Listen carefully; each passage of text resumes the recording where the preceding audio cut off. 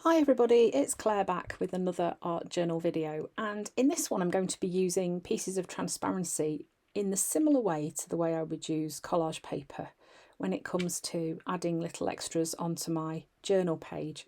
So I'm starting off using some of Dina's text collage paper. I think this is one of the most recent packs that was released. And using some matte medium to stick it in place. So sometimes I start my pages with collage paper first, or collage of any type, like music paper, book paper, and sometimes I actually use it after. And the only reason I can give for that is sometimes I remember to use it first and sometimes I don't, and that's as simple as that really. So yeah, like I say, I'm just sticking this down using some matte medium, and just kind of working all of that collage paper on the right hand side of my page at the minute. So the reason for that was I was going to be using a stenciled face image and kind of wanted to leave some space free for that on the left hand side of my page. So next I'm going to start adding some colour to my page. So I'm using magenta to start off with, and pulling that paint over the top of my collage paper. These Dina Wakley paints are my favourite one to use, but sometimes when they get to the end of the tube, it can be that it's quite difficult to get the paint out, and I'm still looking for some storage that would work to keep them upside down. Got a friend with a 3D printer, and I think I'm going to get them to print a little insert to fit in my shelves so I could store them upside down all the time. I think that would be really useful. Then I'm using turquoise. So magenta and turquoise are a really happy mix. They play nicely together, make a beautiful lilac colour. So these are a really nice combo of colours to use. And you can see I'm using quite a dry brush and just pulling those colours across the page. And of course you all know that magenta, turquoise and lemon are the nicest combination of colours, and make some really pretty mixes as well. So I'm just pulling some of this onto my page in the same sort of way as I did with the other colours. So then while that's all wet, I am using a baby wipe and this heart stencil from Dina Wakley, and I'm just gently lifting some of the paint off through the stencil. So this is a good way to get a first layer of pattern onto your page. And then because my baby wipe was a little bit damp, I'm just lifting some of the moisture off the page using that kitchen towel.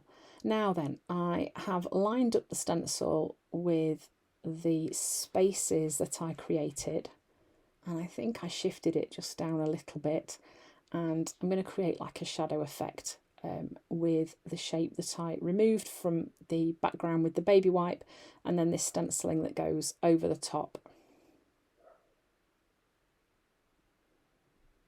And I'm using magenta for this as well.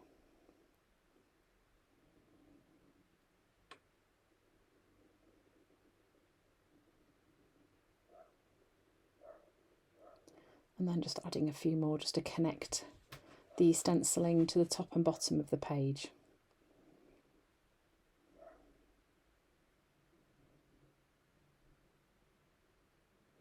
So this is the stenciled Queenie stencil from Dina Wakley, and you can see I've just flipped it over and I'm using the reverse side to the one that I've used before, just because it worked better with the space that I had got on my page. And I think it's one of those things, isn't it? I've got a side that I so often use on my stencils, but sometimes flipping them over creates a slightly different image naturally, as you would expect, but it's not something that I often think to do. So, you know, sometimes, particularly with ones like this, there is no right or wrong way to use a stencil. And don't forget, you know, flip it over, see which way works best with the space that you've got that you're trying to stencil into.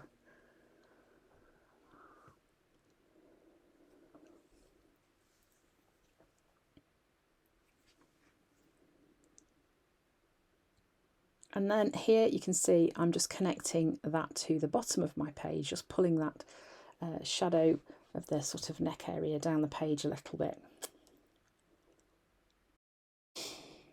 So now I'm using the Mantras stencil from Dina Wakley, and using, I think there might be a little bit of black left on my blending tool. I'm just adding a little bit of text to the background as well. So obviously I've got that first collage layer of text, but also just a little bit of stenciling text is a nice way to just bring a bit more variety. Now I'm using Ruby and I'm adding some red hearts onto the page too.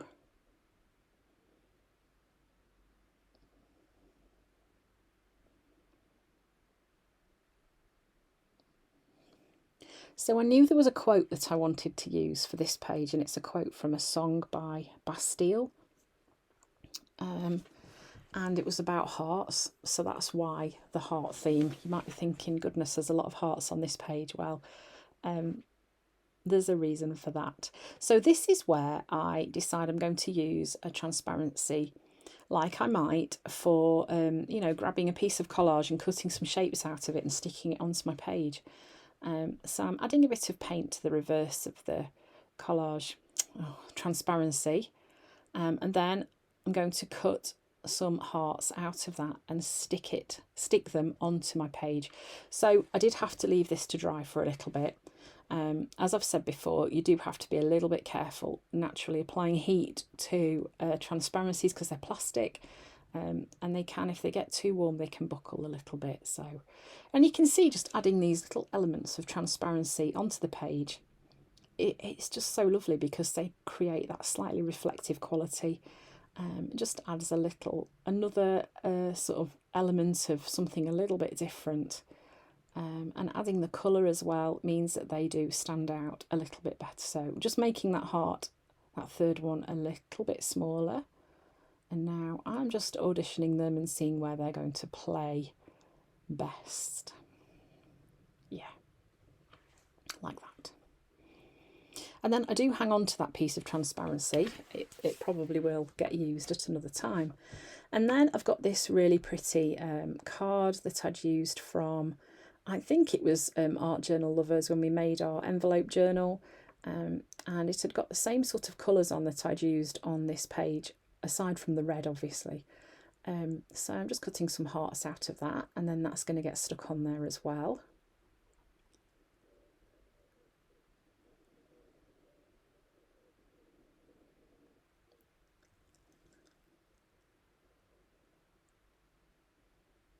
So I'm making like a little cluster of heart elements to go on the page, and then I'm just using my clear glue just to stick those in place.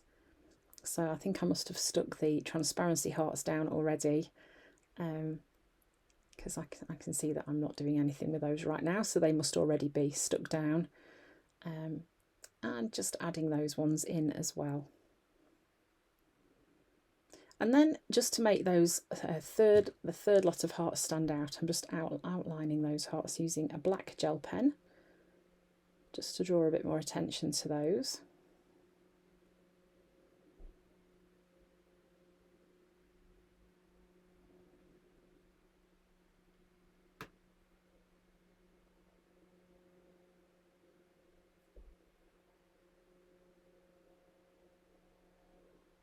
And then, of course, it's time for the dotty stamp.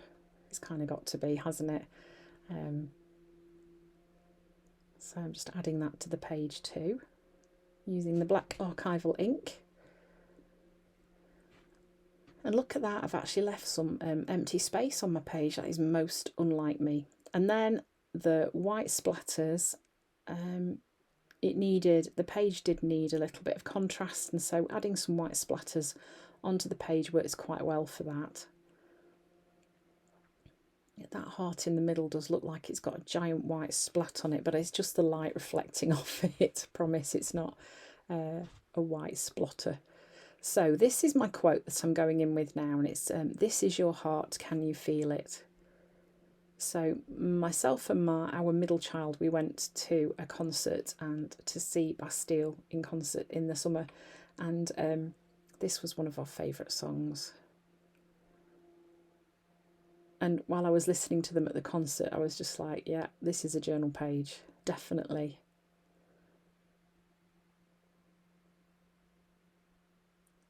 one thing is nice to use song lyrics in journal pages. They can be a good inspiration for a journal page. And then I'm just doing a white drop shadow on these letters to pop them out of the background, because at the moment, although you can see them, they are not particularly obvious. So this is a good way to just draw a bit more attention to them. And just adding that white shadow also helps them pop out, and it's also, again, just bringing that element of contrast to the page. So that's it for this page. So just remember, there are lots of ways that you can use transparencies, and using them in a collage type of way is one that you can try. Cutting pieces out or using them as they are, you can add little elements onto your pages with that nice reflective quality. So thank you for watching, and I hope to see you again soon.